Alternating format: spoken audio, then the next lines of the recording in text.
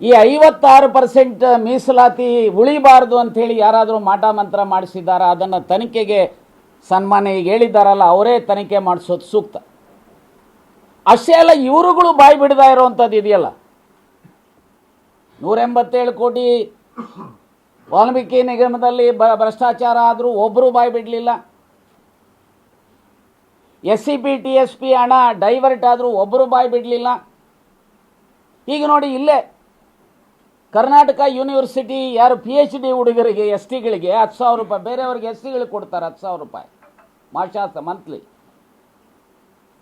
OBCಗಳಿಗೆ ಕೊಡ್ತಾರೆ. ಆದರೆ ಇಲ್ಲಿರುವಂಥ ST ಹುಡುಗರು ಯಾರಿದ್ದಾರೆ ಅವರಿಗೆ 10,000 ರೂಪಾಯಿ ಮಾಶಾಸನ ಕೊಡಬೇಕು ಅಂತೇಳಿ ಯಾರೊಬ್ಬರು ಪ್ರಹ್ಲಾದ್ ಜೋಶಿನೂ ಬಾಯಿ ಬಿಡಲ್ಲ, ಜಿಲ್ಲಾ ಮಂತ್ರಿ ಲಾಡು ಬಾಯಿ ಬಿಡಲ್ಲ. ಅಥವಾ ಈ ಕಾನೂನು ಇವತ್ತೇನು 56% ರಿಸರ್ವೇಷನ್ ಹೋಗಿರುವಂಥದ್ದನ್ನು, ಇದರ ಬಗ್ಗೆನೂ ಸಹ ಲಾಡು ಬಾಯಿ ಬಿಡಲ್ಲ, ಜೋಶಿನೂ ಬಾಯಿ ಬಿಡಲ್ಲ, ಬಸವರಾಜ ಬೊಮ್ಮಾಯಿನೂ ಬಾಯಿ ಬಿಡಲ್ಲ.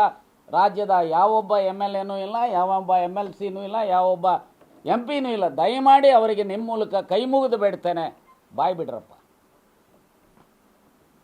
ಇಲ್ಲ ಹೇಳಿ ನಮಗೆ ಬೇಡ ಇವರು ಓಟು ಅಂತ ಹೇಳಿ. ಪಾಪ ನನ್ನ ಇನ್ನೊಬ್ಬ ನೆಂಟರು ಅವ್ರು ಹೇಳಿದ್ದಾರೆ, ಈಗ ಕಾಂಪ್ರಮೈಸ್ ಪಾಲಿಟಿಕ್ಸ್ ಅಂತ ಹೇಳಿ, ನಮ್ಮ ಸಮಾಜದವರೇ. ಆದರೆ ಈಗ ಬಾಯಿ ಬಿಡದ ಇರುವಂಥದ್ದಕ್ಕೂ ಕಾಂಪ್ರಮೈಸ್ ಪಾಲಿಟಿಕ್ಸಾ?